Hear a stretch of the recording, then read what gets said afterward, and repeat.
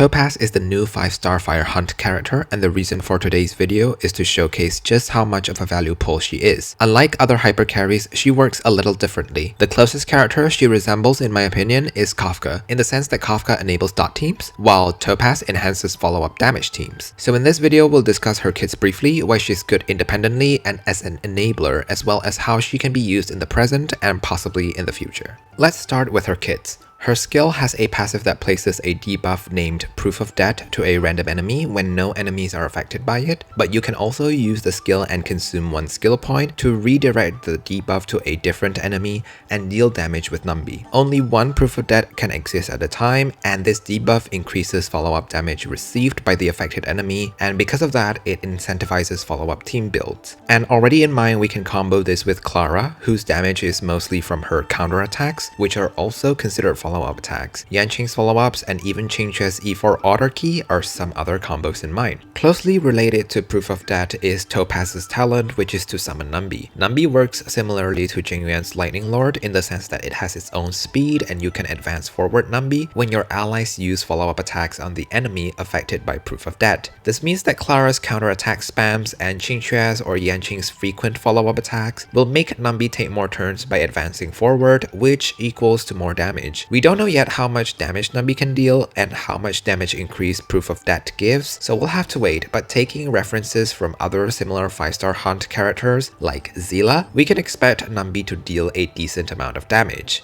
Topaz's ultimate is basically a buff to Numby that increases Numby's damage and crit damage. As mentioned, we don't know how much of an increase it is, but taking an example from Zila's self-buffing numbers and the fact that she's also a Hunt character, we can expect a huge increase as well for Numby. Another interesting thing is that while Numby is in this buffed state, it will advance forward when allies use any sort of attacks, so not just limited to follow-up attacks, which basically equals to more turns, which equals to more damage.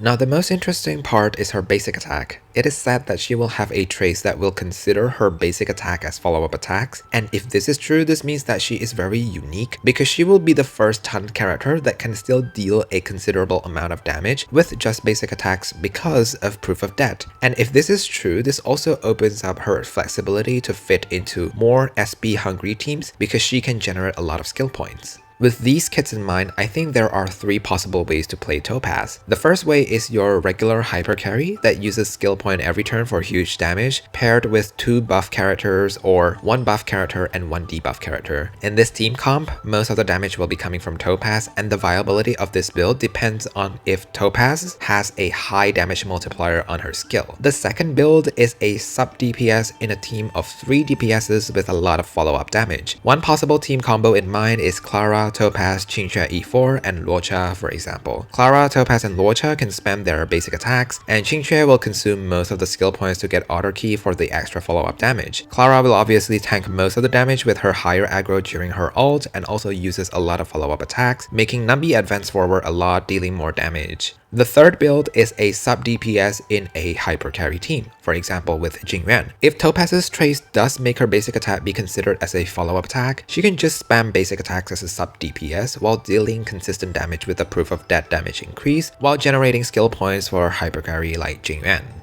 With the possible builds I mentioned just now, it's pretty obvious how flexible Topaz as a character is. She can literally fit in any team comp with her kits, and she is a great addition to any follow-up team. The reason why I mentioned that she is similar to Kafka is that she creates a meta where a specific team is built around this character. Kafka's unique kit is that she enables dot team comps and changes the way dot teams work. Instead of waiting for enemies' turn to inflict dot damage, Kafka can immediately trigger these dots, which essentially increases the damage output of dot teams. Similarly, Topaz's Proof of Debt increases all follow-up damage and essentially enables a previously unlikely team like Clara, Topaz, and Qingque E4. What's more is that currently there isn't a 4-star character that can deal consistent follow-up damage, unless you consider Herda, but she doesn't deal consistent follow-up damage, and there also isn't a follow-up damage relic set except the Salsodo Planar Ornament. But with time, when they are released, Topaz's value will increase even more.